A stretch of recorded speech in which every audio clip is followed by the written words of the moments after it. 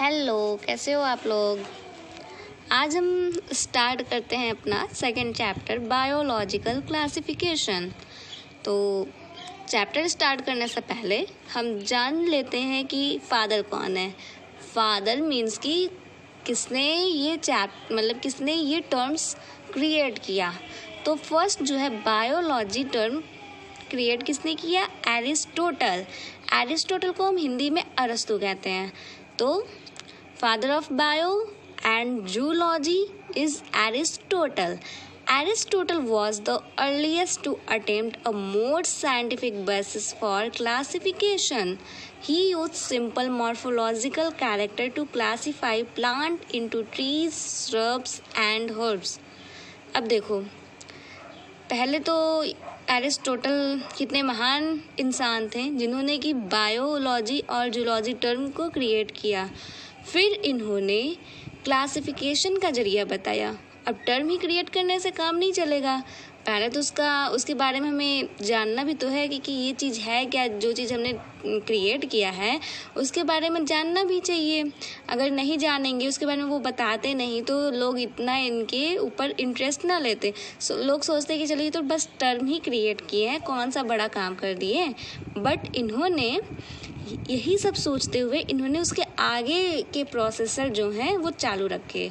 तो किया क्या इन्होंने? साइंटिफिक बेसिस इन्होंने बताया, क्लासिफिकेशन का साइंटिफिक बेसिस बताया। जैसे कि पहले इन्होंने प्लांट को क्लासिफाई किया था। प्लांट को कैसे क्लासिफाई किया था? प्लांट के स्ट्रक्चर को देख करके कि प्लांट का जो स्ट्रक्चर है वो कैसा है दिखने में। बड़ा है तो वो पेड़ कहलाएगा, और अगर स्मॉल है, बुश लाइक है, तो वो श्रब्स कहलाएंगे, हर्ब्स कहलाएंगे।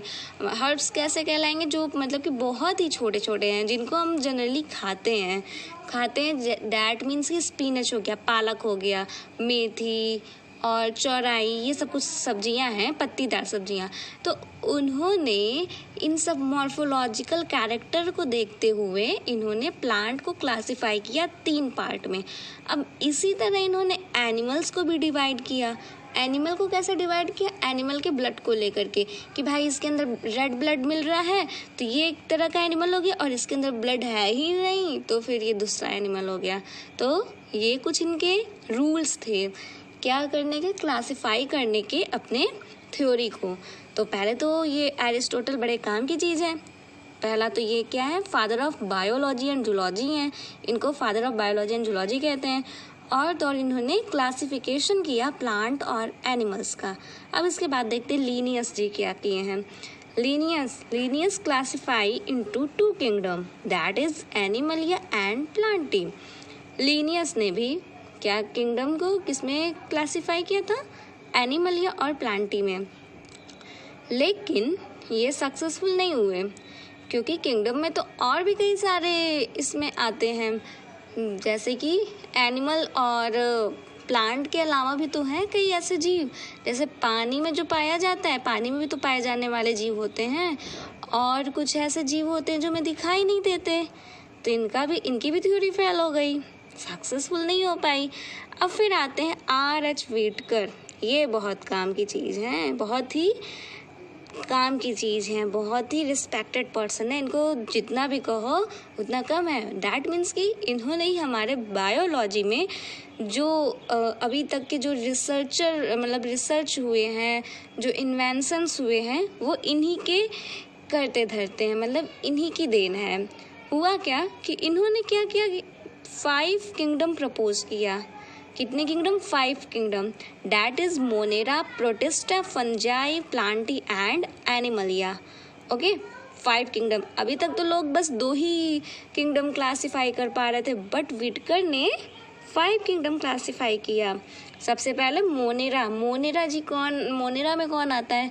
मोनेरा में ऐसे आते हैं जो कि बहुत पहले से, जब हमारी अर्थ का फॉर्मेशन हुआ था, जब हमारी अर्थ पे कम से कम लोग रहना शुरू किए थे, जीव जंतु, जब लिविंग ऑर्गेनिज्म जो होते हैं, जब उनके रहने की जो कंडीशन होती है, जब वो स्टार्ट हुई, तब से मोनेरा रह रहा है। मोनेरा के बाद प्रोटिस्टा आया, देन फंजाई, देन प्लांटी, देन सबसे कॉम्प्लेक्स जो है वो एनिमलिया है। It based on cell structure, thallus, organization, mode of nutrition, reproduction and phylogenetic relationship। अब देखो इनकी जो थ्योरी थी, यूं ही कोई थ्योरी नहीं प्रपोज कर दिया। अब लोग देखो थ्योरी प्रपोज करेंगे तो प्रपोज किए हैं तो जनता उनसे पूछती है ना कि किस बेसिस पे तुमने प्रपोज किया है, या अदर साइंटिस्ट हैं वो लोग सोचेंगे कि अरे ये इतना ज़्यादा कर दिया, अब वो लोग भी तो इसके ही बराबर के हैं, तो वो लोग भी सवाल करेंगे। तो इसलिए उन्होंने कुछ बेसिस लिए जिससे कि सबका मुंह बंद कर दिया जाए। तो वो बेसिस क्या थे? It's based on cell structure, thallus organisation, mode of nutrition, reproduction and phylogenetic relationship.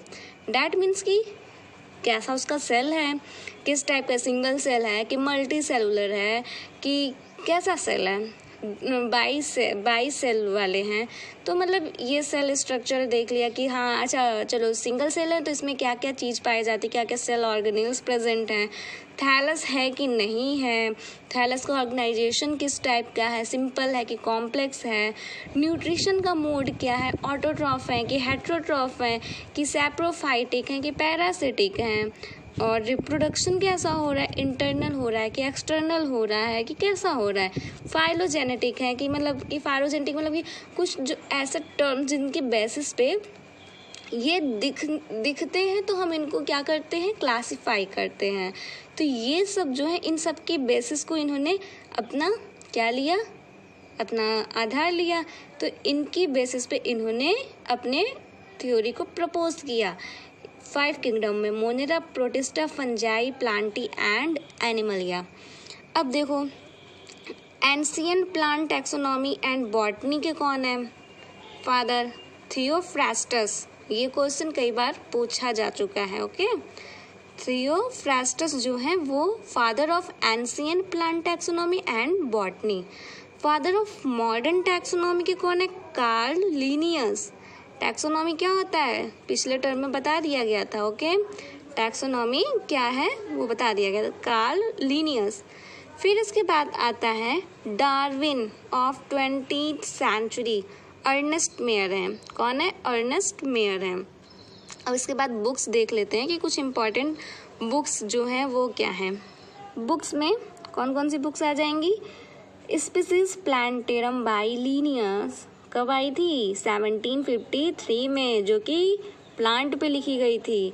सिस्टेमा नेचुराई bye Linnaeus, ये कब लिखी गई थी? 1758। पहले प्लांट का इन्होंने बताया, फिर एनिमल्स का बताया। फिर है जेनेरा प्लांटेरम, इसको भी किसने लिखा था? लिनियस महोदय ने लिखा था। फिर है ओरिजिन ऑफ स्पीसीज, किसने लिखी थी? डार्विन, चार्ल्स डार्विन, याद है ना।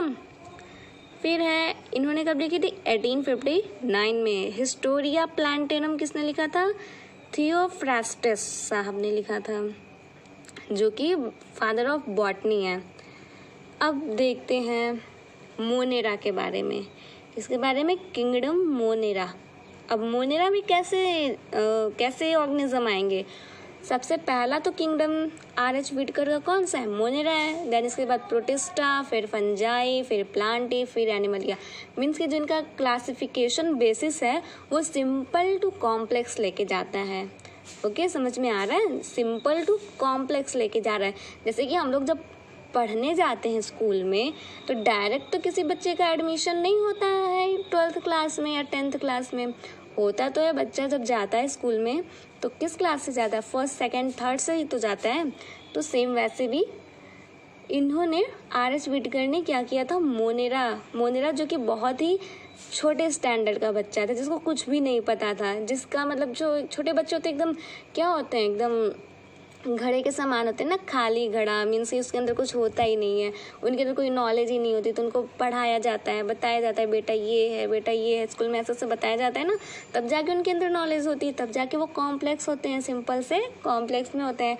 ऐसे ही जो ऑर्गेनिज्म है उन्होंने भी ऑर्गेनिज्म को इसी बेसिस पे क्या किया था? क्लासिफाई किया था कि जिसके अंदर ज़्यादा मतलब कुछ प्रेजेंट नहीं है, जो बहुत ही ज़्यादा सिंपल हैं, वो क्या है, मोनेरा में आएंगे। फिर जो उनसे कॉम्प्लेक्स हैं वो प्रोटिस्टा में जाएंगे। फिर जो उनसे कॉम्प्लेक्स हैं हायर एनिमल्स में आएंगे, फंजाई में जाएंगे। तो ये सब कुछ ऐसे इनके रूल्स थे, इनकी थ्योरी थी कि इस बेसिस पे ये क्लासिफाई करेंगे। तो बैक्टीरिया कैसा होता है, ये जो होता है sole member of kingdom Monera होता है। मीन्स की किंगडम मोनेरा का सबसे अच्छा एग्जाम्पल जो है बैक्टीरिया। बैक्टीरिया के बिना मोनेरा एकदम अधूरा लगेगा।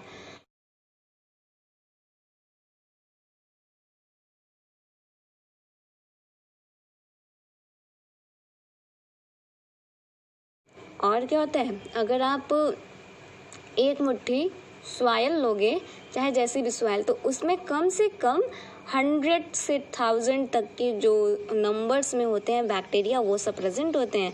यानी कि सोच लो बैक्टीरिया कितने छोटे छोटे होते हैं। और बैक्टीरिया हर जगह प्रेजेंट होते हैं, एयर में प्रेजेंट होते हैं। और ऐसे भी कई कंडीशन होते हैं जहाँ पे इंसान जा नहीं सकता, एडवर्स कंडीशन होता है, मतलब जिसमें सर्वाइव करना लगभग इम्पॉसिबल होता है। उन सब कंडीशन में भी बैक्टीरिया प्रेजेंट होते हैं। सोचो बैक्टीरिया कितने ढीठ होते हैं, मतलब कि इनको जहाँ पे भी लोग नहीं जा पाते वो यहाँ पे भी सर्वाइव कर लेते हैं। मतलब कि इनके अंदर इतनी अच्छी जो होती है सेल की संरचना होती है, सेल स्ट्रक्चर जो होता है वो इतना अच्छा होता है कि ये जो होते हैं ज़्यादा हाई टेम्परेचर में भी सर्वाइव कर सकते हैं और लो टेम्परेचर में भी, -डिग्री सेल्सियस में भी ये सर्वाइव कर सकते हैं।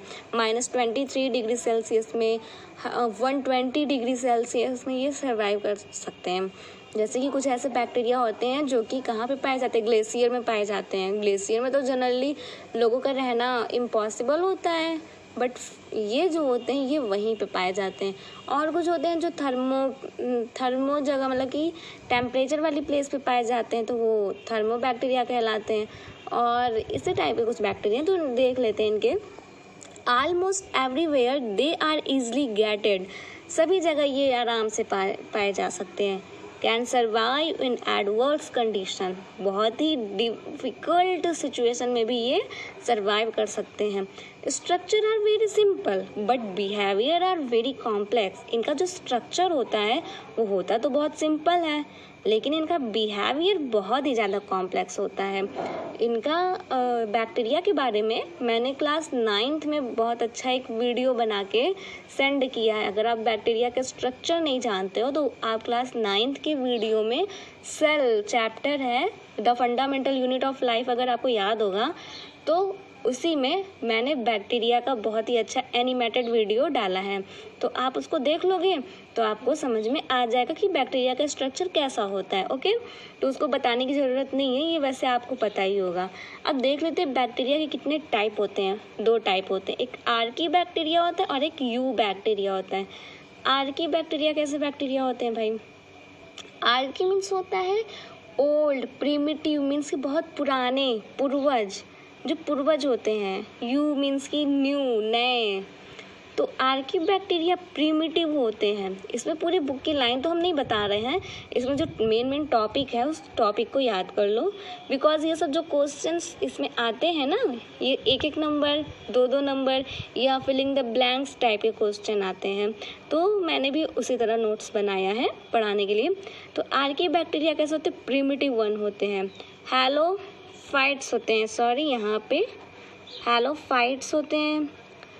थर्मो एसिडियोफाइल्स होते हैं, मीन्स कि थर्मो मीन्स तो टेम्परेचर होता है, एसिडियो मीन्स कि एसिड होता है, यानी कि जो एसिड होता है, एसिड में भी बैक्टीरिया पाए जाते हैं। मिथेनोजन मीन्स कि जो मीथेन को जनरेट कर सकते हैं, ऐसे भी बैक्टीरिया होते हैं। ये बैक्टीरिया किस में आएंगे? आर्की बैक्टीरिया में आएंगे। मिथेनोजन, मीथेन नाम सुना है ना, मीथेन का कहाँ पे यूज़ होता है? जो गाय भैंस होती हैं उनके अंदर क्या होता है? मीथेन का फॉर्मेशन होता है। दैट मीन्स कि जो उनका गोबर होता है, गोबर में मीथेन गैस होता है, ठीक है। मीथेन गैस से ही गोबर गैस बनती है। डिफरेंट सेल वॉल, इनके जो सेल वॉल होते हैं वो डिफरेंट होते हैं। स्ट्रक्चर इनका बहुत ही सिंपल होता है, तो स्ट्रक्चर पढ़ने के लिए आपको क्लास 9th में जाना पड़ेगा वीडियो में। यू बैक्टीरिया जो था वो आर्की बैक्टीरिया के बाद आया था, पूर्वज के बाद ही तो नेक्स्ट जनरेशन आएगा। फिर इसके जो सेल वॉल थे वो रिजिड सेल वॉल थे, और ये मोटाइल अगर होते तो रिजिड सेल वॉल मीन्स कि रफ टाइप के इनके सेल वॉल थे, और ये मोटाइल करते थे।